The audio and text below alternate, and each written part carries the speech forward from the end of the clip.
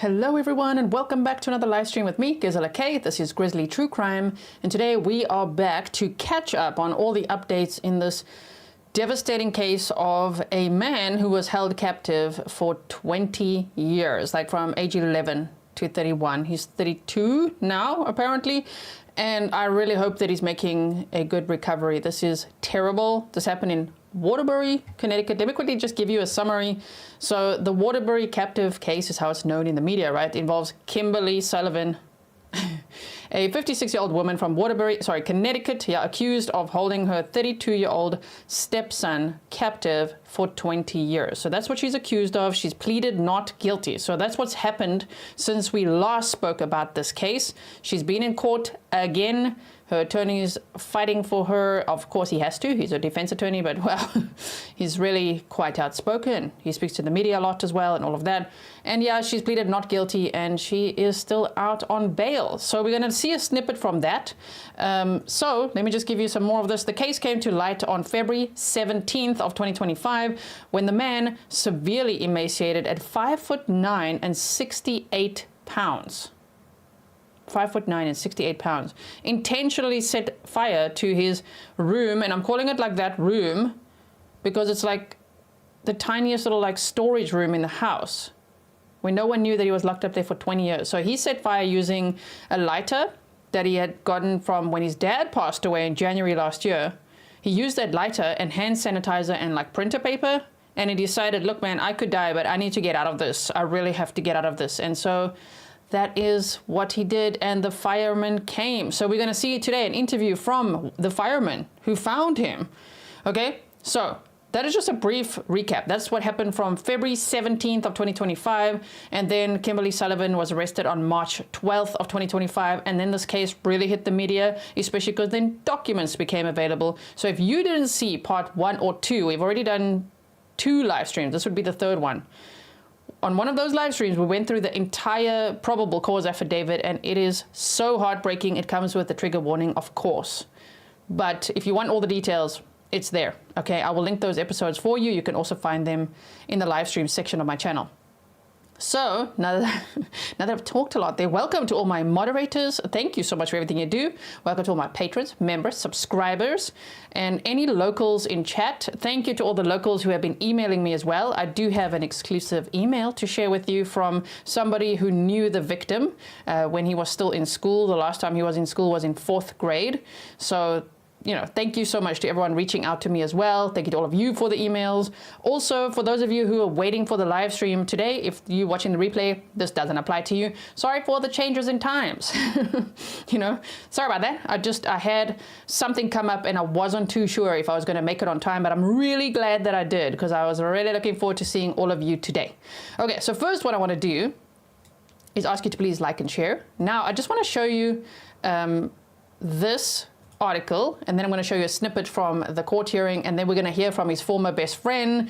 We're going to hear from his biological mother, who has now come forward and explained, you know, what happened, and that she's been looking for him this whole time, all of that. And we're going to read this email as well that I've got for you. All right, so we're all ready for that? Okay, yes. So firstly, Kimberly Sullivan, oh my word, woman accused of holding stepson captive for 20 years pleads not guilty. So a Waterbury woman who's accused of locking her emaciated stepson in a room in their home and starving him for decades appeared in Waterbury Superior Court on Friday, where she entered a not guilty plea, and the judge ordered that she be under GPS monitoring. But it was very sad because the state wants her to be on house arrest. I mean, they would probably want her to just be in jail. If the victim was held captive for 20 years, yeah, her being free, even the victim, obviously the victim's asking himself that. Now, his name is floating around on Facebook, but to respect his privacy, I'm not saying his name, because the police aren't, the court isn't. So just so that you know why I don't say his name or why I don't have a picture. We don't have that, okay, publicly. But the victim is asking the prosecutors and law enforcement, why is she out? Why does she have freedom when I was locked up for 20 years? And he fears for his life. That is so sad. Nom's journey from rock bottom. Whoa, thank you for being a member for 26 months. You said long time lurker here. Thanks for all your hard work, Grizzly. Thank you so much. All right, so she stood there and she pleaded not guilty. Judge Joseph Schwartz said he decided that GPS monitoring was appropriate given her mental health conditions and the lack of a permanent residence since she's living with her children. Listen, she can have a permanent residence. It's called jail, and then wait for the trial, and then prison. How about that? Right? The Pan Pepper said, and that you, Gisela, for bringing us the info. This poor boy, I hope he gets the help and support he needs. Bear hugs to him and all. Thank you so much. If you guys didn't know, there's a GoFundMe and it's linked in the description box if you want to check that out.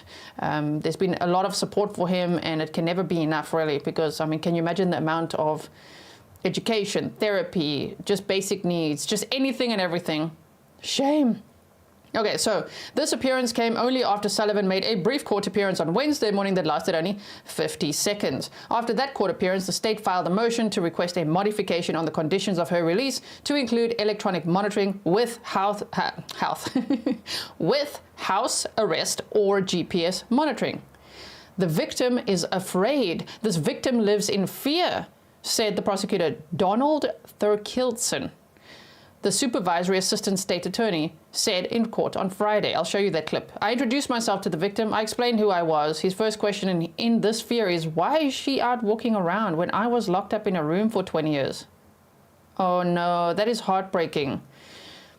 Thurkildson also told the court that one of Sullivan's friends came forward and said that she was never allowed in the house and did not know that Sullivan had a stepson like that entire time. A friend of the defendant of 21 years has come forward and provided a written statement to the state, to the police, that in 21 years that she's known the defendant, she's never spoken of a stepson. She was shocked to learn that she had a stepson, and that friend was never allowed in the house, he said. Sullivan's attorneys filed an objection to the conditions. Sullivan's attorney, Ionis Kaloidis, said the conditions that were put in place initially were appropriate. My client has been complying with the conditions and has done what has been asked of her, he said, and it would send a dangerous message to change them. He said several threats have been made against his client, and he advised that she leave the state for her own safety. No. No. Don't leave the state. Keep your eyes on this lady, people. She has appeared in court despite the difficulty in getting here. There are serious safety concerns for her. Putting her in a specific area where she cannot leave will only create additional safety concerns.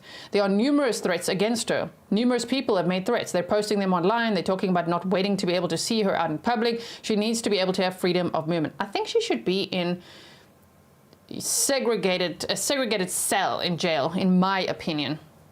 Schwartz called the allegations against Sullivan troubling. The allegations are arguably the most troubling I've seen during my tenure as a judge and show a really unthinkable amount of lack of empathy. Yeah. Yes. And the defense attorney is the whole time saying, well, these are just allegations and my client is innocent. He has to do that. But he's doing it to the max, like emphasizing it to the max. I think the physical state, the physical condition the victim was found in is bad enough. That tells you everything you need to know. 68 pounds. What was that again? Wait. At 5'9", so 68 pounds in kilograms is, I just had to check because it sounds very hectic. 30.8 kilograms. Okay? 30.8 kilograms. And 5'9", 1.75 meters. Sure, that's the evidence, you know? So to be like, she never did that. Anyway, he decided to order GPS monitoring, but not house arrest. That's what the judge decided. After making his argument against changing the conditions, Sullivan's attorney asked about entering a not guilty plea. The next court date, well, this one we could probably write in pen, actually, hey? April 22nd is the next court date. Police have not identified the victim to protect his privacy. That's why what I said earlier. They said he has a conservator and continues to receive treatment at a medical facility. Firefighters found him on the night of February 17th when they responded to the two-story colonial home at 2 Blake Street in Waterbury when they were dispatched to put out a fire. We've looked at this body cam, we've listened to the 911 call, and we've read the probable cause affidavit. I see Grizzly Cat is here. Grizzly Cat, thanks again for helping me find that document. And in fact, copies later. We got it later, guys, but we got the 911 call and the body cam and everything. at the time there. So firefighters said they found her stepson in the fetal position on the floor in the kitchen. At first they thought he was a child. You'll hear the firefighter say he thought it was a 12 to 14-year-old boy. The victim, who is 32 years old. For American accent, 32 years old. If I say to my South African accent, people think I'm saying 50. 32. And weighed only 68 pounds. Firefighters picked him up, they brought him outside, put him in an ambulance. What the man told the first responders shocked them. Police said when they held a news conference about the arrest of his stepmother. Now the rest, you should know, if you've been here with me following this case, right? So I'm not going to keep you too long with this. I want to show you other things. Laurie said, well, keep her safe in jail. Yeah, heavy, heavy Grizzly snark. Was that heavy Grizzly snark? I think that's where she's going to be the safest, you know? Have her own cell. And a smock, and just keep her safe there. Sandra, thank you so much for your sticker. All right, now I want to show you, we already went over this, the friend of a Connecticut woman accused of imprisoning stepson says she never mentioned him for 21 years. So, here she is. She really likes her wing liner. I like wing liner. I've got it on too a little bit, but damn, she's got a unique way with that. So let's just listen. I'm not going to play the whole thing for you. I will link it for you, because we have a lot to get through, and I don't want to keep you here forever, okay? You're going to get all the tea in minimal time, all right? Okay, so listen to this. Section 3813. No. 3814, Connecticut General Statutes 5469 and 5469. Sorry, you guys know I watch everything on 1.5 or 2 times speed, so I've slowed it down to normal speed. B, and the relevant case law for those This is the prosecutor. statutes gives this court the authority to modify conditions of release at any time. I disagree with the defense. There has to be a change in circumstances, and the court always has authority. The state is renewing its request for EMS monitoring house arrest, and in the alternate, GPS monitoring. The state's also requesting that the defendant, if she has a passport, it be surrendered. The state still submits to the court this defendant is a substantial risk of flight. She faces the rest of her life, or a significant period of the rest of her life, incarcerated if she's convicted of these charges. That makes it a significant incentive to flee this jurisdiction and to not appear in court. If it's come to court, face the charges, and if she's convicted, face the rest of your life in jail, or flee, I think it's a pretty simple alternative, an equation would permit her to flee. This is a strong case for the state. The court has read the arrest warrant. But in addition to that strength, since the media coverage of this case, several additional witnesses have come forward. For example, a friend of the defendants of 21 years has come forward and provided a written statement to the state, to the police, that in the 21 years she's known this defendant, she's never spoken of a stepson. She was shocked to learn she had a stepson. Sorry, I'm trying to find a natural breaking point here. This is the victim's biological mother sitting here. Somebody just asked, is there family in this courtroom? This was the court hearing from yesterday, Friday, the 28th of March of 2025. So I'm just going to play you this snippet because of what he says about the victim. And that friend was never allowed in this house. Additionally, I'd like to point out to the court, it's a domestic violence case with a domestic violence victim. GPS monitoring or EMS house arrest is often imposed for far less serious crimes in domestic violence matters and other matters. Since the arraignment, the state has had an opportunity to meet with this victim. This victim is afraid. This victim lives in fear. I introduced myself to the victim, explained who I was. His first question in this fear is, why is she out walking around when I was locked up in a room for 20 years?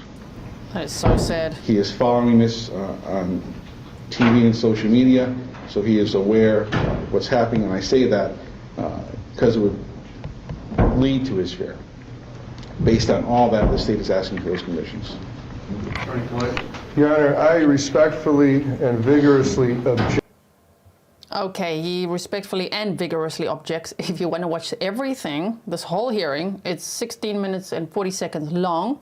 I'm going to link it for you, but I'm going to move on now because that's the gist of it. She pleaded not guilty.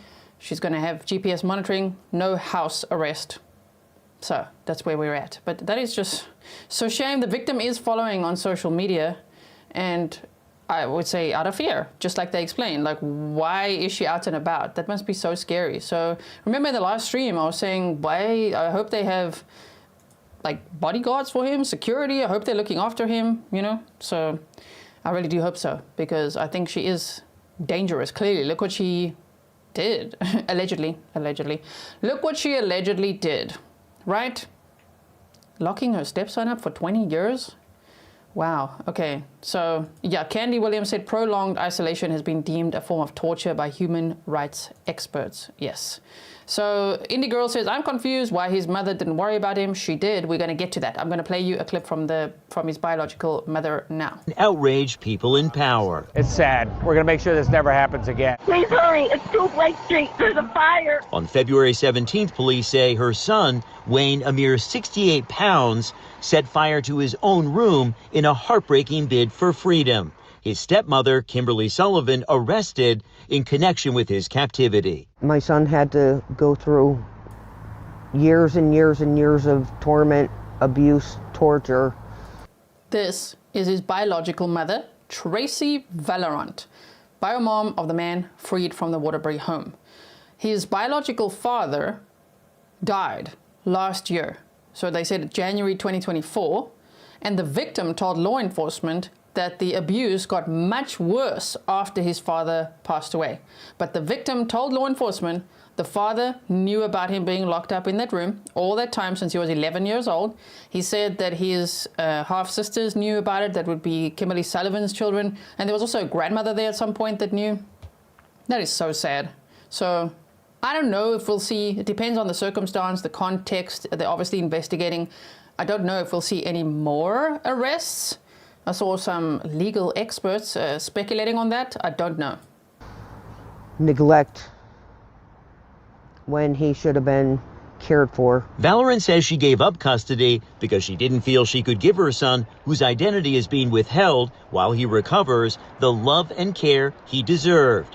She says the child's dad would later keep her from reestablishing contact. When he got full custody, he wouldn't let me see him. He wouldn't tell me where he moved to. A child given up, but never, Valorant says, forgotten. What was he like? Adorable. Now she's calling those who were responsible for his care, quote, monsters. What she did is evil, inhumane. She doesn't deserve to be on this planet. There's no reason that he should have ever been put through that. If he was such a burden, then they should have called me.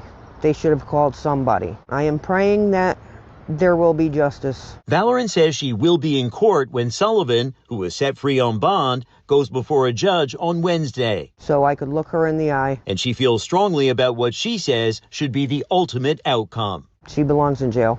Everybody is wondering, you know, where's the family? Why didn't the family do anything?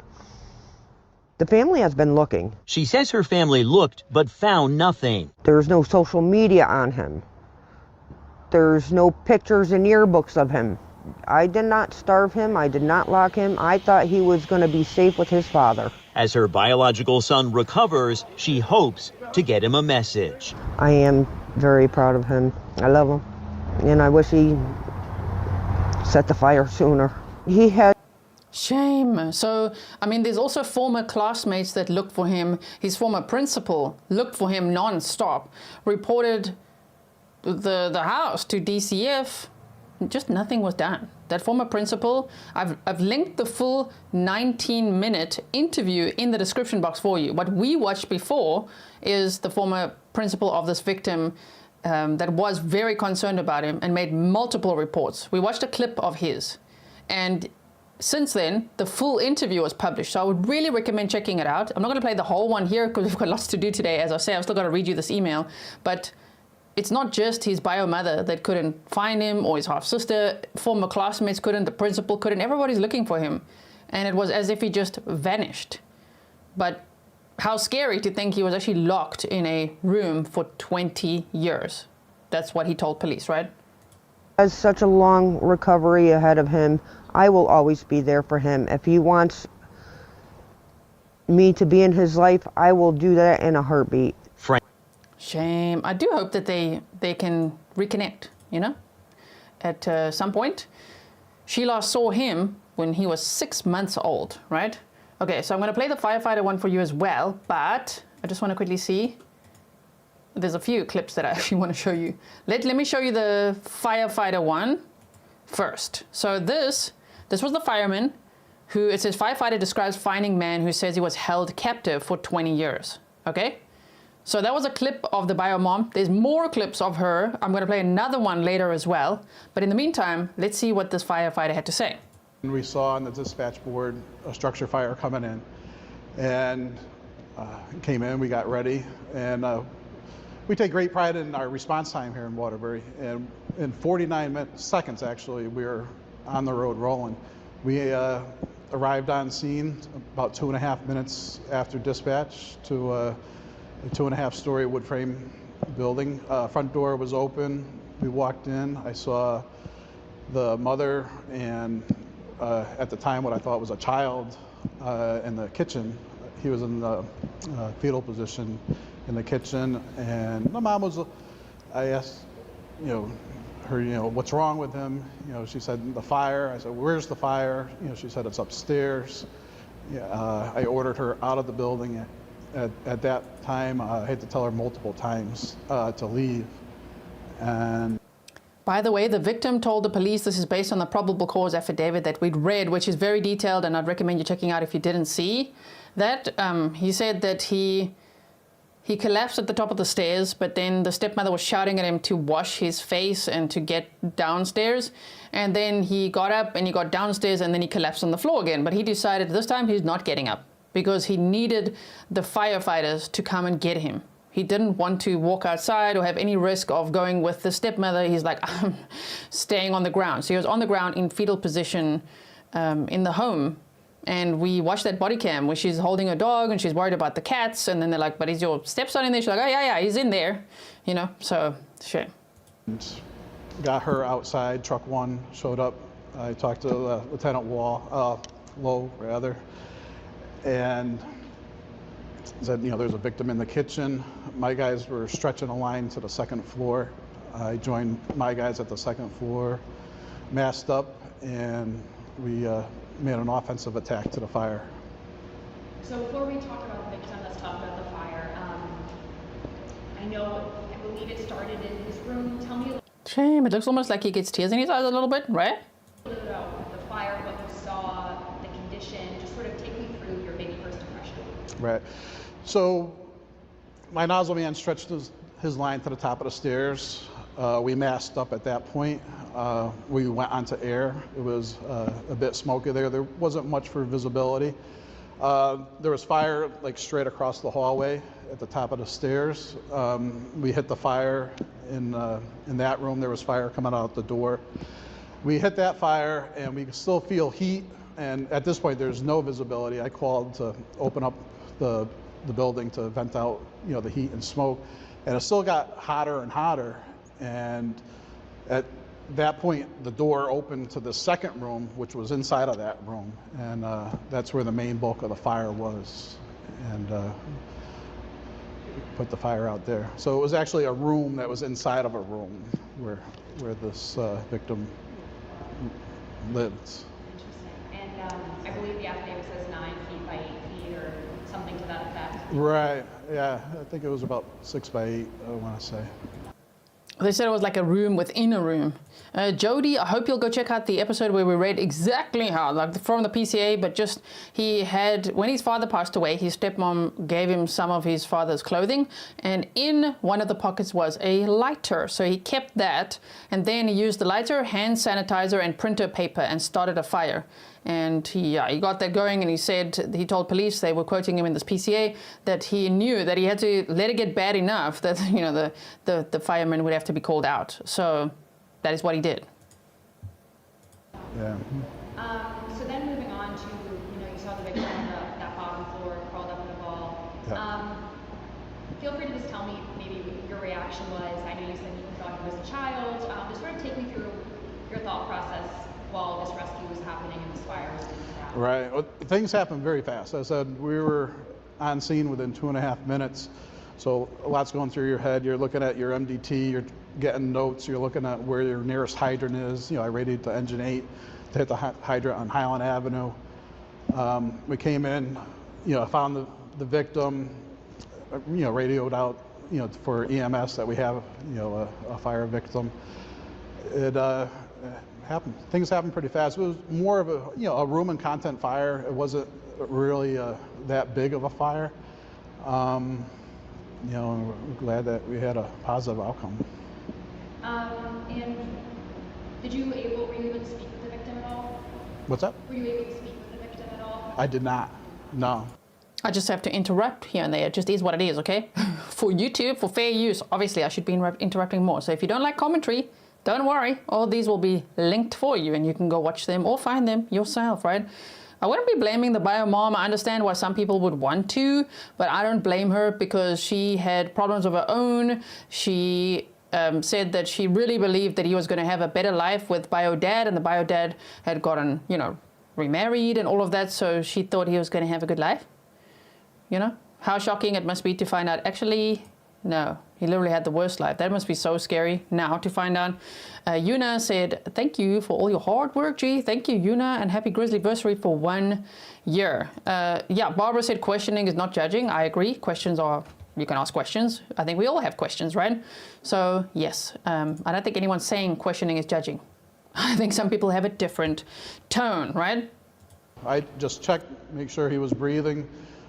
He was in no, the visibility, everything was fine in the kitchen on that first floor. So I knew the truck was coming, and we went to work to put the fire out. So tell me a little bit more about your interactions with her. I mean, would you say she was cooperative on the scene? Well, I'm sure it was a stressful situation for her, unknowing the circumstances of that evening. But she had a dog in her arms, and she was kind of concerned about her cats. And she's like, my cats. And I had to tell her numerous times, not too nicely to get out. Get out. So it must have been him there on the body cam. Get out, like get moving. And she's like, okay. Oddities or signs in the house that you kind of noticed, like this is kind of weird, or was it more in 2020, like that wasn't your situation?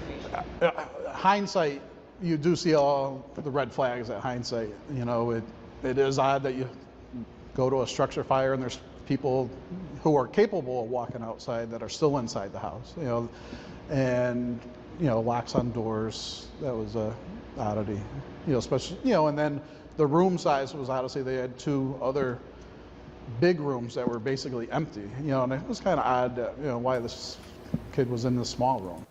Oh my word, like 2 rooms that were quite big rooms that were mostly empty. That is so sad. I mean, this whole case is just absolutely sad. I'm so glad that he survived though, and that he managed to get out of the situation. But can you imagine the amount of healing? Imagine if it was a female victim as well. Would they really let let's say the male perpetrator just like out on bail? I don't know.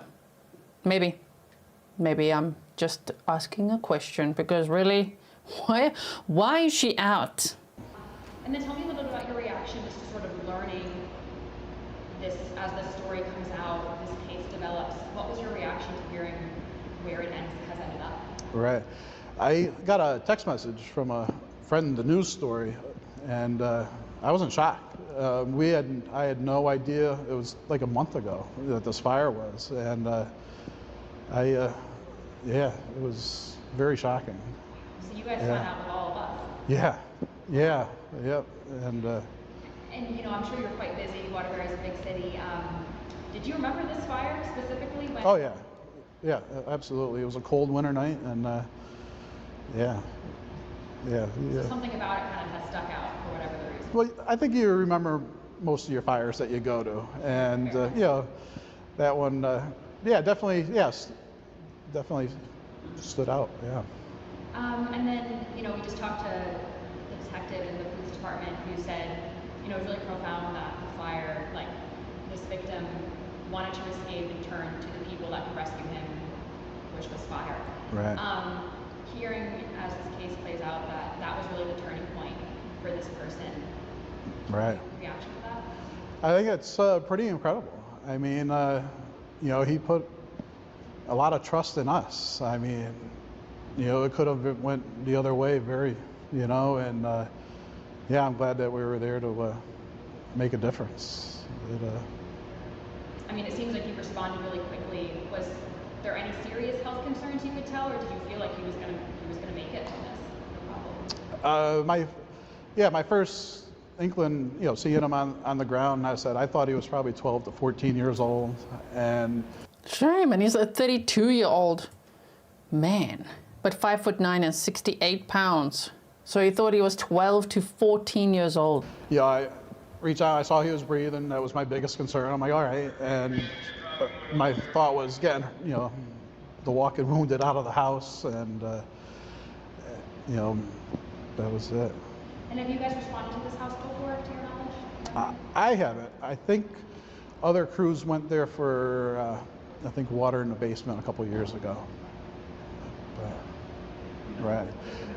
Yeah, you know, time does save lives, and you know, fortunately, things lined up tonight. You know, well, that night. That house is approximately 1 mile north from the fire station. You know, down a fairly quick road. So you know, that was definitely a factor. I said from dispatch to time on scene was 2.5 minutes, which was very good.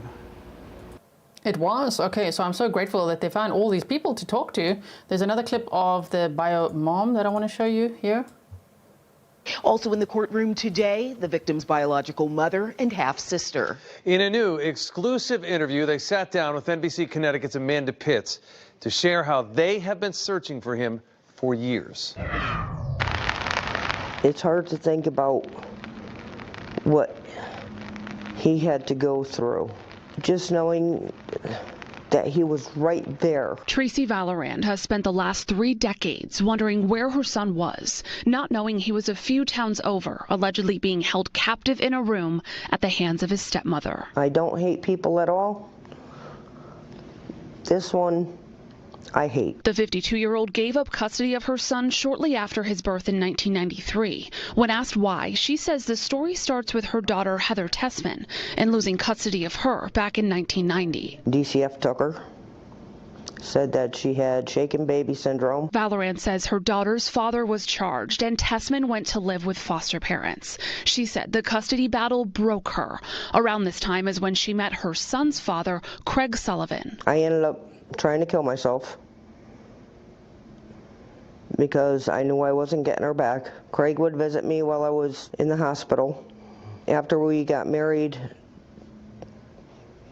we had our son. But she still struggled. I was still having... Sorry, I just want to pause there. Miro said, with this degree of starvation and dehydration for this long and no medical help, I'm surprised he survived this long. I mean, what was the stepmom's plan? You know, like maybe the stepmom was also surprised that he survived this long. He really is a true survivor. Oh my word. If you go over that episode where we read through the PCA, I was so impressed with his survival skills and how he kept time and what he taught himself and all of that. Michael says, incredible, greetings from Germany. Gee, well, guten Abend to you, Michael. Thank you so much. Issues coping. Things didn't work out between the two of us. And I was thinking that I was giving my son a better chance at a full life.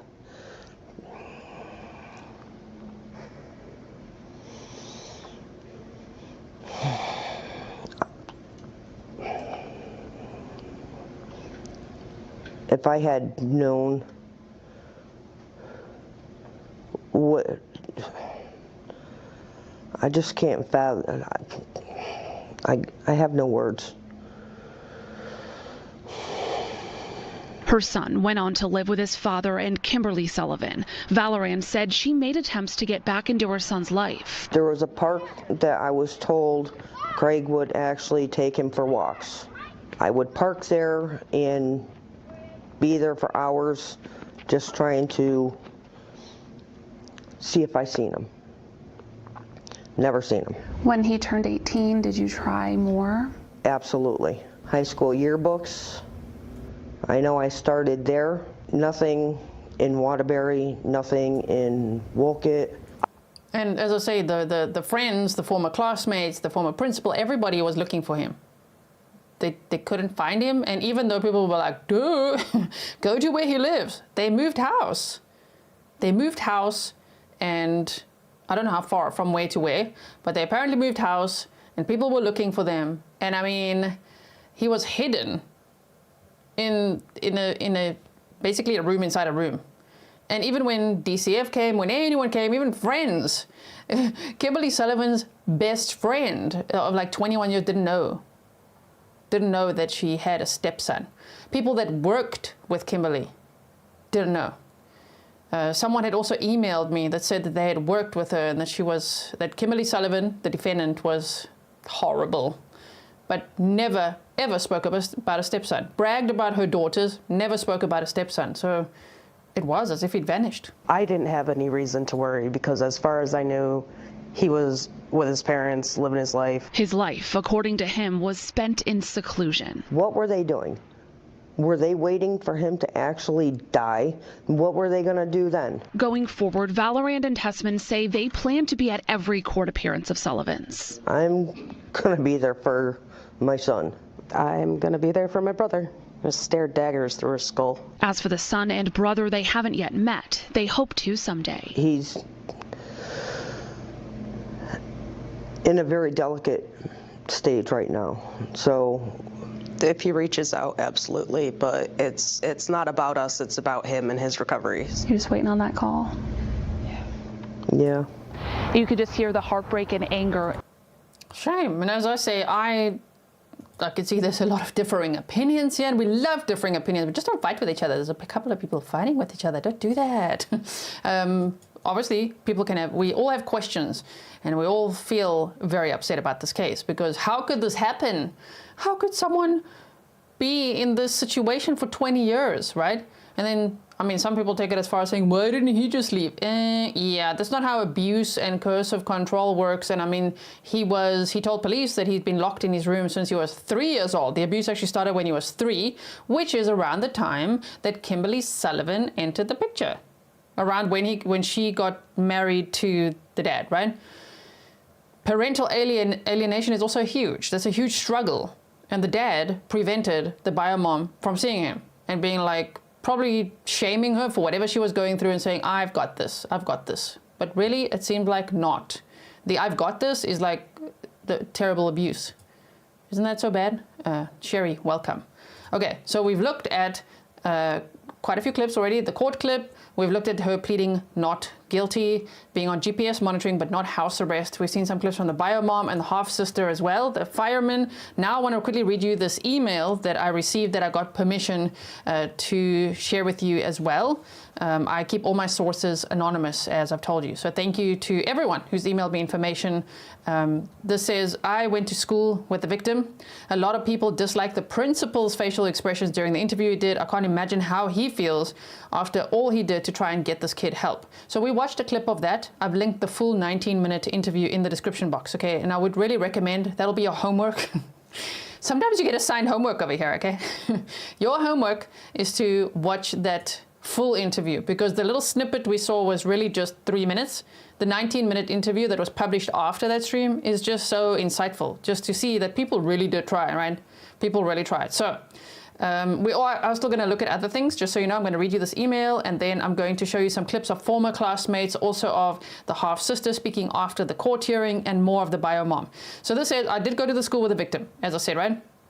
And the principal, they talk about the principal. I can't imagine how he feels after all he did to try and get this kid help. He tried harder than anyone and said something is wrong so many times that just fell on deaf ears and must be absolutely broken. I didn't sleep for 2 days. I can't imagine how the adults who were fighting for this kid feel and are affected emotionally. The principal was the best ever, and all former students are all quick to defend him, including myself. He continues to work with kids in his retirement and really never stopped thinking about this kid and wondering, like many of us children. I associated his excitement with my own emotions of excitement of this kid is alive. Shock. At the moment I saw the first article on Facebook, I dropped everything, I ran and called my mother screaming. They found, and then they said, kid's name because they also don't want to share their name, right? So they found him, they say, okay? They found. I don't know where I heard this rumor, but I truly believed that the stepmom buried him in the basement. And the principal also said, this is going to be on Dateline sometime. They all thought he was dead. They thought he just vanished. They looked at the stepmother with the side eye, and they're like, oh my word. There was a rumor going around that he was buried in the basement. To some kids, he became a modern urban legend. No trace of him. I myself and a few others always Googled and tried looking for this person digitally. And as years went on, in modern technology times, it became more and more disheartening to not see anything and to wonder if we would ever know where he was. Everybody was wondering, oh my word. I've still got a little more to read. Dawn, welcome. All right. So then it says, watching Mr. Pannoni, which is the principal, during the interview, I couldn't help but wonder if he ever heard that rumor and thought, what if that originated, what if it originated from the sisters? What if that could be true? Because there was rumor that that originated from the sisters, the half-sisters who lived in the home. Thankfully, it's not. Obviously, he would have told kids the same thing that my mom told me. He's being homeschooled. Those kids do activities together. They have to take tests. Someone has to be able to watch out for him. It's not until now that we children at the time know that he could not locate him. The monster lied numerous times when he looked, when the principal looked. See, that's the other part. The step monster, the defendant in this case, lied a lot to everyone. So anyone that was asking, anyone that called, DCF that called, anyone, no, he's fine, you know? We've seen many cases like that as well. And the police just didn't think it was a red flag. The stepmom lied about so much. Now, this is interesting. They said now, as adults reconnecting with many classmates, processing this together, many memories end with a mutual pause and wait. She lied about that. One example was, in the arrest papers, he stated that peanut butter was one of the few sandwiches that he was given. I remember when she told the school that he was only to eat what was in his lunchbox. He was not to be given food due to his allergies, such as lactose, nuts, and chocolate. So she told the school that he has a nut allergy, but yet the victim says he was getting these peanut butter sandwiches. So clearly, if that's all he got and he ate that, he doesn't have a nut allergy. But imagine if she even believed he had one and was giving him what he's allergic to. You know what I mean? Donna said so many kids fall through the cracks of CPS. Yeah, that's also what that former principal said. That's why you guys got to watch that. That's your homework. It's in the description box for later. Thank you for your sticker. Because he's just like, he said there's just been so many failures from CPS. And he said, we called and we called and we called. We raised the flag. We did everything we could and just no one would listen. I'm so sorry. I'm so sorry, Redondo Beach. So then they said at that point, the lunch aides became a bit stricter with us sharing. No one was to give him food, and they give him food. Only they could, which they did, as well as teachers and the nurse. An adult always made sure that he had something. We now think that allergies were made up as an excuse to stop him from being given food. There was an incident after where his lunchbox was opened, and it was filthy, but empty, including a thermos. I believe it was one of the final few incidents where they at school tried so frequently to investigate and get DCF involved, which was useless. The stepmother said, just, okay, I don't want to deal with these people. They know too much. So that is what we have. I just want to see, is there something here? They said they once went to the home with another person and no one answered the door. There was no response, and it's haunting to know now that he was there. And I wonder if he heard them. Shame. My goodness. Okay, so we've got that one. Now, we looked at the firemen. There was also this where they said that DCF's records are expunged every 5 years or something like that. So they said there are no records. But then this article came out recently. As you can see, there's been a lot of updates since we last spoke about this case. And they said that Waterbury, Connecticut, the Department of Children and Families says that it has found records concerning Kimberly Sullivan and her stepson, who she allegedly held captive for over 20 years. The stepson told police that he met with DCF twice in the 4th grade before his mother pulled him out of school because they kept contacting the department.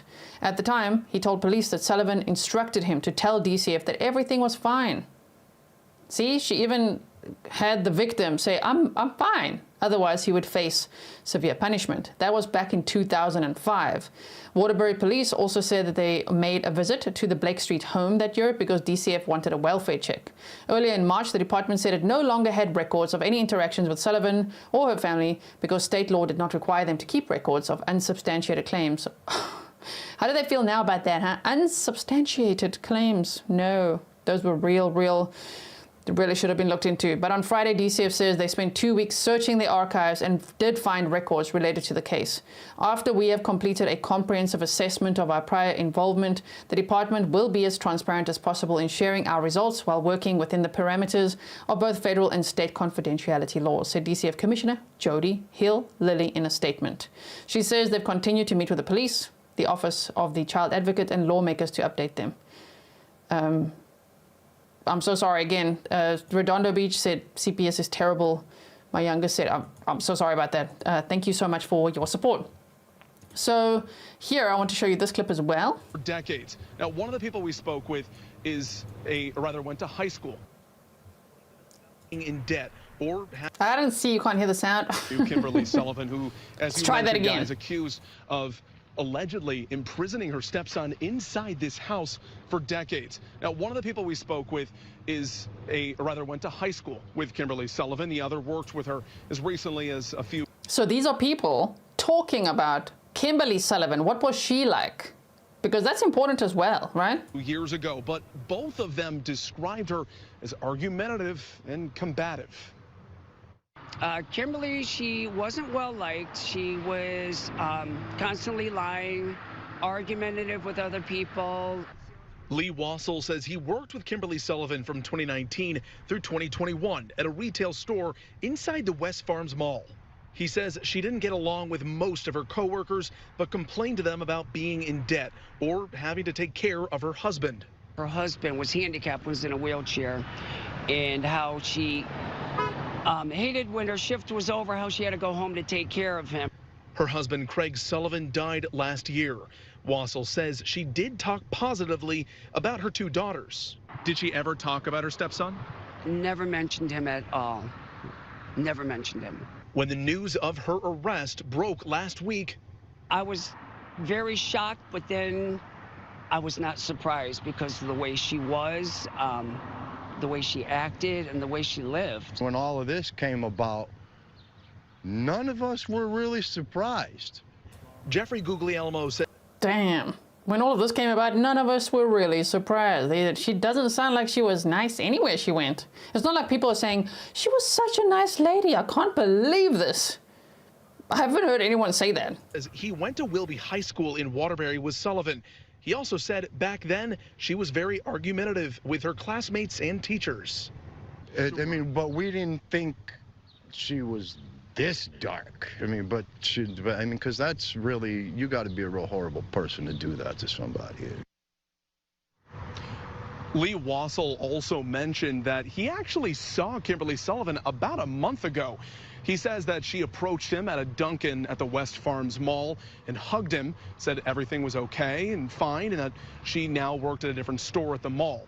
Well, Wassel looked back on his Dunkin' app. He says that run-in happened either February 19th or 20th, which would mean that this incident with Kimberly Sullivan happened just days after her stepson allegedly lit the house on fire to try to gain his freedom, but several weeks before her arrest. Damn. Okay. Sorry to pause him like that. Hold on. Hold on 1 second. Anonymous, nice to see you. Thank you for being a member for 23 months. You said, devastating reminder that evil is real and lurks in the shadows. We must all be the light. Yeah, let's be the lighthouse. Trust your gut, speak up for others, and demand justice. Yes, see something, say something. Anne said homeschooling should require a doctor's visit every 6 months. They also said back then, because remember, he was locked up for 20 years. So back then, that was a lot more, the rules were a lot more relaxed as to homeschooling. That former principal said that parents would just say, oh, okay, now I'm just going to homeschool my kids. And it was like, okay, there wasn't as much procedure as there is now. Okay, so now I want to show you this one of the half-sister speaking after the court hearing. Hi, how are you? I'm not great. This is insane. This should not be even happening. Yeah, I just hope that justice gets served because everybody failed him, and he deserves so much more. Her attorneys have said that she's shocked by the allegations, yet he was only 68 pounds when he was found. What do you make of that? I think that the world is shocked by his condition. Like, how can you not realize that someone is so frail and malnourished and just mistreated in your own home? It's just, I don't buy it. And when she says that she had nothing to do with that and that it was really her late husband, what do you say? I say that is baloney. It ramped up after he died, so there's no way that she had no idea what was going on, and I refuse to believe that. Why do you think it got to this point? Why do you think her two daughters lived these full lives, yet he was locked up for 22 to 24 hours a day? I think it was because he wasn't her son, and I know a lot of step-parents can be incredibly vindictive to children. Okay, wait, let me just clarify. This is not one of the sisters that lived in the home. This is a sister from his bio mother, just a different father. Just to clarify, there were two half sisters living in the home. So that was Kimberly's daughters. It's not right, and it's awful. Sorry, Kimberly's daughters and his bio dad's daughters. Thank you. Thank you. You're welcome. Heather's biological mother? Yes. Where's Tracy? We're going to meet up with her, and she will be with you. Okay, thank you. Spell your name for me. Heather Tessman, Tessman, Heather Standard. Have you had a chance to talk to your brother? Not yet. That's what I want, but it's not up to me, it's up to him. What's the latest that you've heard? I mean, is he improving? I haven't really been told anything. This is an ongoing investigation, and they can't really say too much. I just know that she's a monster. Do you hope to speak to him soon? I do. And what would you say to him? I would say that I love you, and I just want to be here for you, and I have a bunch of books that I think that I would love to let you borrow, movies, video games, whatever. How much have you dreamed about, like, actually being able to meet with him, spending time with him over the years? Always. He's always been on my mind, and I've always known about him. And, Why do you think at 32 years old that was the breaking point, when he finally wanted to get out? I think that really the abuse ramped up after his dad died, and he either was going to die in the fire or he was going to get saved. Either way, he'd be out. Do you think at this point you can make up for lost time with him? I would certainly hope so, but like I said, it's not up to me. What do you think about the support in the Waterbury community, really around the world, that has raised money for him, and there are people coming forward saying they'll clean his teeth for free, take care of his teeth, all these things that he's going through, helping him out? I think that it's so awesome that he's got the whole world on his side, and I just hope that he can heal with dignity and privacy, and that's really it. Do you have? So this is the bio mom's daughter, just to clarify, because everybody is definitely asking, what about those other half sisters that lived in the house? What about them? I don't know. I'm sure the police have spoken to them, maybe are speaking to them. I have no idea. Any memory of him? Did you ever meet him when he was little? I met him when he was a newborn. When I was in foster care, our mom had brought him to visit me, and I was just so happy, but that's the only time I've ever seen him. You talked about a little bit about when I spoke with you about going through records and trying to find him. Where did that search lead you? It led me nowhere. I could see that he was born, but there was literally no information anywhere. How do you remember him? If you could describe him. Just so tiny, newborns, they're just so innocent and small. I mean, she did say she saw him as a newborn, so the reporter being like, and what was he like? He was a newborn? There's been a lot of talk about the two sisters that were living in the home as well. Do you think they should be charged? I mean, they were living with him all those years. Yeah, at least with aiding and abetting, I'm pretty sure that's a crime. Who do you think is accountable here? DCF made multiple visits, the principal, and nothing came out of that. I ultimately think that Kimberly's responsible, just because, she did go to the authorities and say that DCF was harassing her family because this child was starving and eating food out of the garbage. And then he was just pulled out of school and never seen again. What do you make of her attorney and the defense that she's putting out, that he did have time to go outside, that he went out to take out the garbage, and it's essentially downplaying the situation? What do you make of that defense? I think that it's going to be really hard to stand behind that just because, you know, he's emaciated. You don't get like that because he went on a hunger strike for a week. You know, this is lifelong abuse, and it's just it's sick. I agree. You're welcome. Can you say your name one more time for us? Yep, Heather Tessman, T.E. I'm just going to pause that there. Sussex Sandra said, this is a 2025 version of Cinderella. It's so terrible. Oh my goodness. He's 32 now. 32, you guys. He was kept locked up in a room for 20 years. Sure, and it's just unbelievable. Okay, let me see. I've just got one or two more things to show you, of course. Here's the bio mom outside the court after the hearing that Kimberly Sullivan recently had. A lot of pain.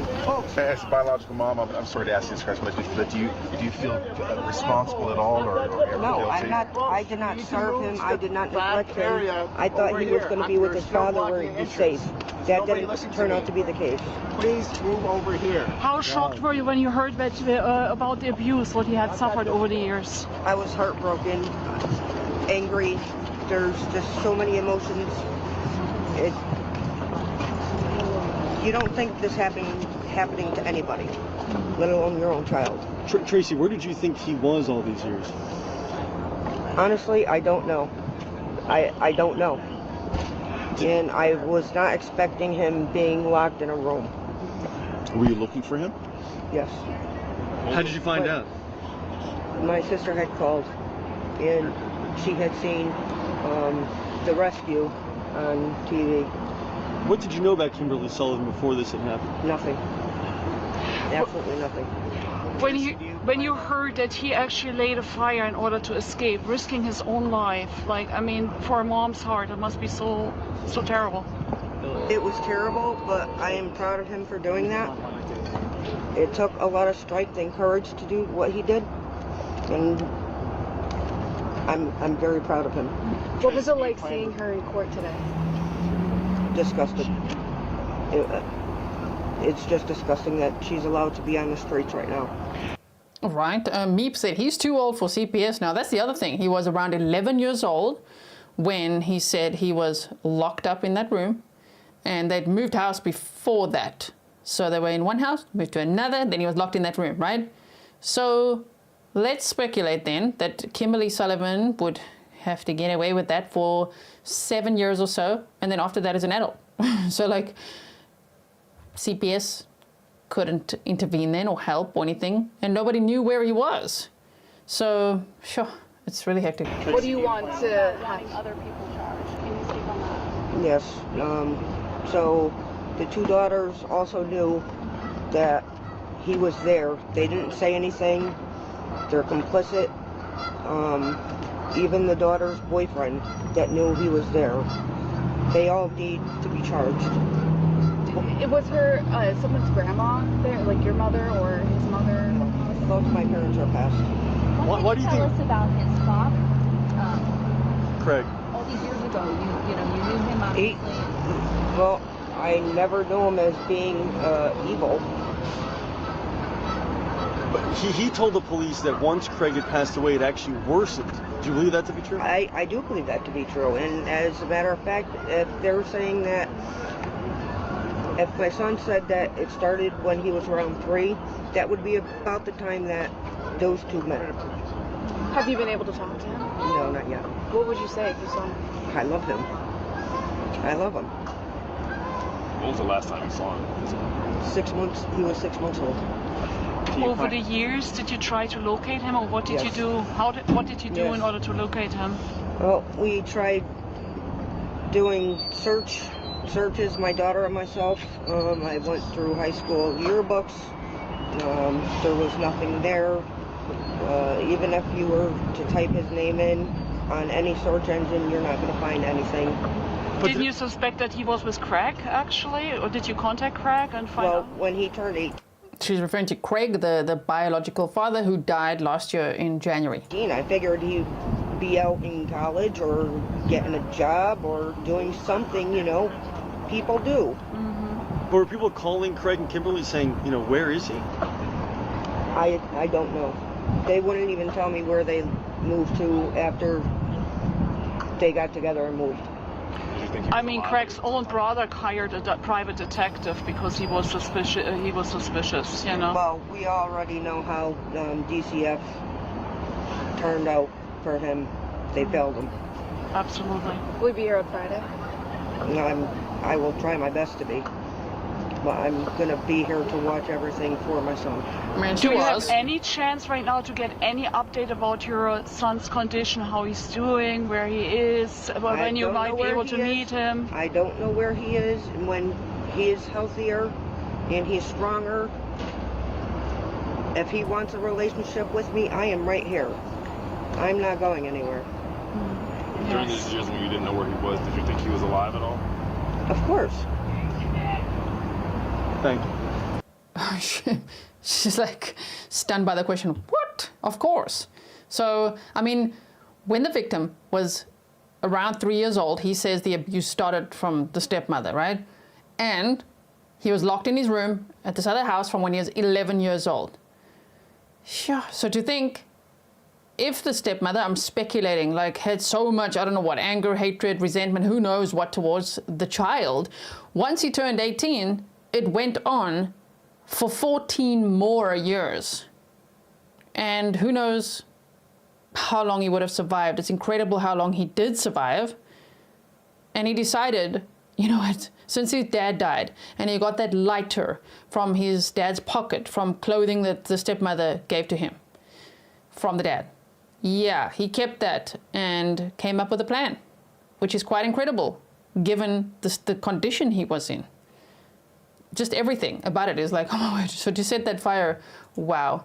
Now there is also, here's it says best friend of Waterbury victim held captive searched years for him. So check this one out. Shame. There's former classmates that remember him as well, like some of them that have emailed as well. A man allegedly held captive for decades is speaking out to News 8 about their time in school together. Police believe the 32-year-old victim was abused by his stepmother since he was 3 years old. News 8's Jane Chaco live outside their home in Waterbury with more. Jane. Matthew Stanko says he quickly became best friends with the victim. They went to baseball games together, paired up during class activities. He says he searched years for him, never knowing what happened to his friend until now. Searched MySpace, I searched social media, I searched like anywhere I can to see if maybe there's some type of, digital footprint of him. Matthew Stanko says his family moved around a lot when he was young and it was hard to make friends. He says he instantly connected with another boy in second grade. Me and him would sit in class, and what we would do is we would break crayons in half and we would throw them at each other. And the teacher got so really upset about it that she ended up having to separate us. Stanko showed us pictures. That's the smile I remember, that side smile. Explaining how they were inseparable at the former Barnard Elementary. So he went to school until 4th grade, and because the principal, teachers, everyone was calling CPS on the home, Kimberly Sullivan decided to take him out of school, and they moved, and he was never seen again. Elementary school. Even when Stanko went to a different school the next year, the two talked at the fence of the playground almost every day. One day he just never came back to the fence, never spoke to me. That's when Stanko believes the victim stopped coming to school. Court documents detail how his stepmother, Kimberly Sullivan, pulled him out of school after the Department of Children and Families was contacted about the victim's behavior. Since then, the victim says he was locked in a room at their Blake Street home, sometimes 24 hours a day. He was barely fed or given water. Police say he set fire to his home to escape. They did notice a slide lock on the exterior of the door. Deputy Chief Bob Stalker responded to the home the night of the fire. He says the fire was contained quickly. He didn't know until afterwards about the real danger the victim faced. The captain on Engine 11 put it very well. He said that this individual had faith that we were going to come for him and rescue him. I wish that I...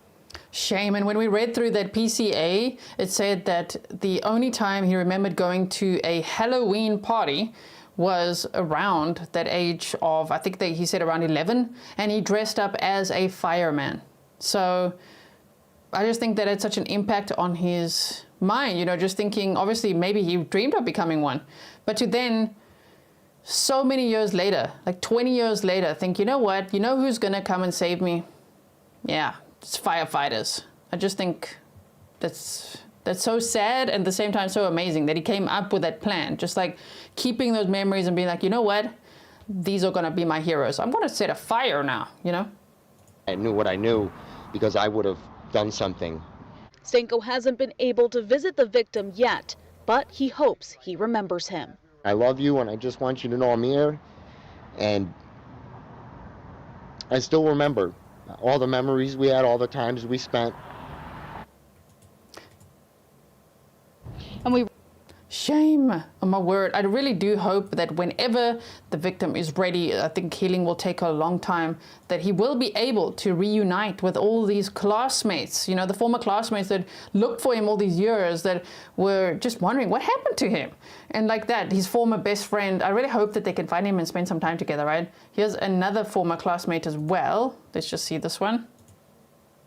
Carol Griffin says the last time she remembers seeing Kimberly Sullivan was in 1986. That was at Wilby High School, where both of them were students. We all were like inboxing each other like, oh, my bad. Former classmate remembers Stepmom, okay? Wait a minute, isn't that Kim? Isn't that for... And sure enough, it's Kim. That's what Griffin describes the moment she and her classmates saw Sullivan on the news. I was shocked to hear the story. Griffin was just 16 years old at the time she last knew Sullivan. Years after Sorry, this one is a little bit...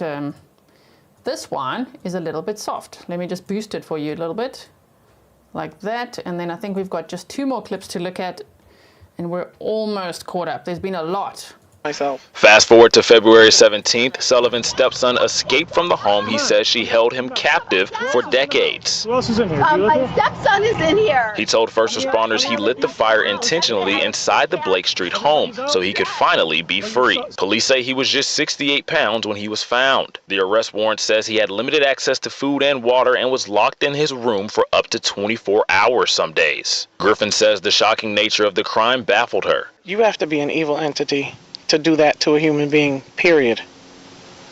How do you, especially your stepchild that you've been trusted with. As Griffin continues to follow the case of her former classmate, she hopes that the best can come from such a terrifying situation. He's brave for setting that room on fire because he didn't know what the outcome was going to be. He just hoped that it came as it did, and I'm glad it did for him. I hope he makes a full recovery. Sullivan is currently out on a $300,000 bond, and she's... We all hope so. I really hope he makes a full recovery, even though I'm sure it's going to be incredibly difficult. We're all rooting for him. I want to show you this clip from the police chief. Good evening. Tonight on News. Wait, let's also boost this one for you. So many things to show you, my word. And you guys have been sending me all of this. I really appreciate it. Okay. Exclusive, the Waterbury police chief in his first sit-down interview providing some new information about the condition of the man police say was held captive by his stepmother in a tiny locked room for decades. It's a story that continues to dominate headlines locally and nationally. Catherine Hauser, you spoke with the chief earlier today. Tell us about it. Yeah, Dennis, I did. Chief Fernando Spagnolo says that this case is striking to the core. He also told us about how the victim is doing right now. And the chief described what he saw when he walked through that house of horrors. We're all awake now, right? I just want to see where they showed this detective. There we go.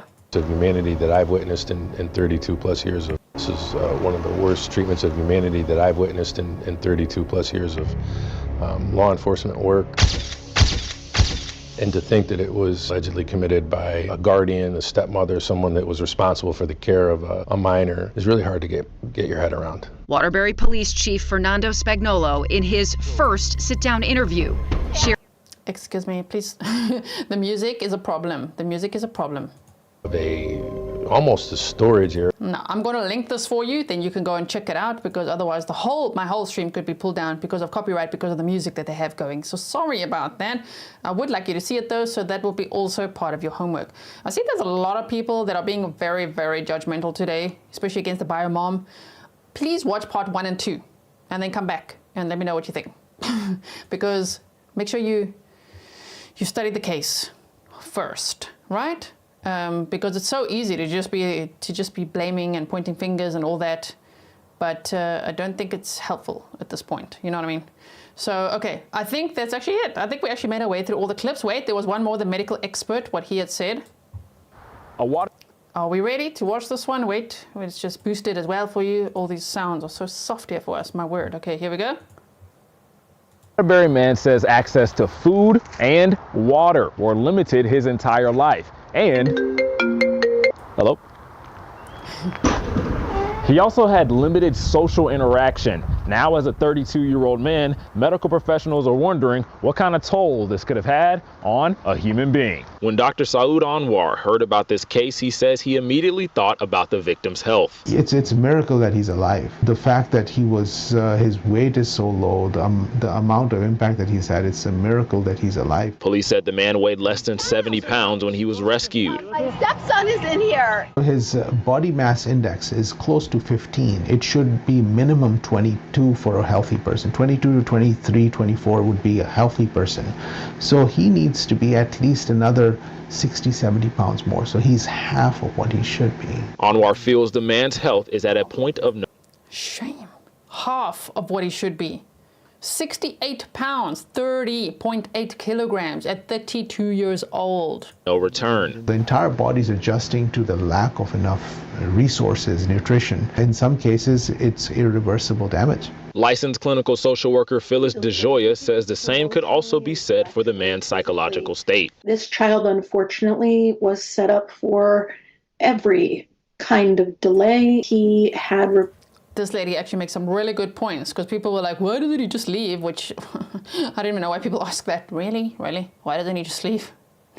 Wow, what a question. But I mean, she explains very well that what his normal was. Had said that he remembered being locked in his bedroom as early as 3 years old. The development of a sense of emotional safety and security would have been damaged at that very early age. I asked DeJoya why the man may not have attempted to escape sooner. The stability of all he has ever known is abuse. There's only one way that would be threatened, and that would more than likely be his own life. There must have been some threat much bigger than his perpetual state of survival. And that's what he said he was so afraid of, is the punishment if he did, because once he actually broke out of the room, before they added more locks to the outside of the room and literally locked him in there to a point where he couldn't get out. He had actually broken out once before, and he ran to the kitchen and he got some food. That was his priority, not just like run away, because also how does he know what the outside world is like? How does he know what people will be like? And he described that he was so fearful, and he just went to go and get food, and his stepmother came and slapped him through the face, put him back in that room, and the punishment got worse. He got less water, less food, more neglect, things taken away from him. So yeah, the fear factor, this abuse, the coercive control, especially, he said it started around the age of 3. And then she locked him in that room when he was 11. That's, as this lady just explained, that's his normal. So for people to think that at 32 years old and 68 pounds, he must just think like a normal person, be like, how can I get out of this? And be just like, run away. It just doesn't work like that. Joya says his recovery is going to be complex. His version of normal is going to be an integration, I would imagine, of what he has known and what he can learn. Learning coping strategies, cognitive behavioral therapy, trauma-informed care are absolute musts. Now, since this story broke, we have not gotten any new details on the man's condition, but we will continue to follow this case and provide new details as we. Thank you, sir. So will we. I'm gonna keep a close eye on this case as well and see what happens here. And yeah, April 22nd is they said is when she's next in court. She being Kimberly Sullivan, 56 years old. We had looked at, I know the state said she could spend the rest of her life or majority of the rest of her life in prison if convicted. We had looked at a sentence of about 20 years is what she would be facing. So I guess that's also why they say that. We did look at the whole breakdown of what her max sentence could be and all of that in a previous stream, so go check that out if you didn't. I normally also timestamp everything for you. Eastern Girls Crafting Marie said, I went to her last court date. Interesting. Okay, keep us posted. I hope you'll go to the trial, and then you can be our courtroom insider. Tell us what's going on there. LL said, thank goodness for that radio. I know, right? He had a radio that wasn't in his room. It was outside the room, and he was listening to that. And that's how he kept track of time. He also had a dictionary, and he taught himself like just everything he possibly could, and he got 4 books per year, apparently. LL, thank you so much. Also, somebody earlier said something that I missed. What was it? Somebody, oh yeah, it was also you. Eastern Girls, California, Crafting Marie said she worked at JCPenney for years. And as I say, people are emailing me, people that worked with her. So thank you so much for the information. I'm gathering nobody liked her. They're like, she was horrible, she lied a lot, she was annoying, all of that, right? So yeah, let's continue to follow this case, see what happens next. I hope that he is doing okay, he being the victim. There's 32 years old. They said he's got a conservator, and he has got a GoFundMe, which is in the description box. And they've raised, I think the last time I checked, they said it was around $200,000 for him, for education, for therapy, for everything that he would need, right, to recover. And apparently, as you heard, dentists are saying, don't worry, we'll fix up your teeth for free. Doctors are looking after him. So I really hope that he will be okay. Yeah, okay, Watermelon said Stefan Stearns gets more books than that. Don't get me started on that. Oh, my word. So thank you so much, everyone, for not only requesting all these updates. I really appreciate you all saying, excuse me, could you maybe like update us on this case? Of course, here we are. Thank you so much. And sending this victim and his bio mom, the mom's daughter, and everybody who cares about him, the classmates, everyone, sending them lots of love. And I will definitely see you again probably tomorrow. I'll see you very soon. Make sure you are subscribed, notifications on. If you want reliable notifications, it's best to sign up on Patreon. Most of those notifications are on the free tier. Today, it wasn't on the free tier because I had to provide a video to all of my paid supporters on Patreon. So thank you to everyone who's on there. I really appreciate that. Grizzly Cat says thank you. Thank you, Grizzly Cat. And I will see you all again very soon. Stay safe.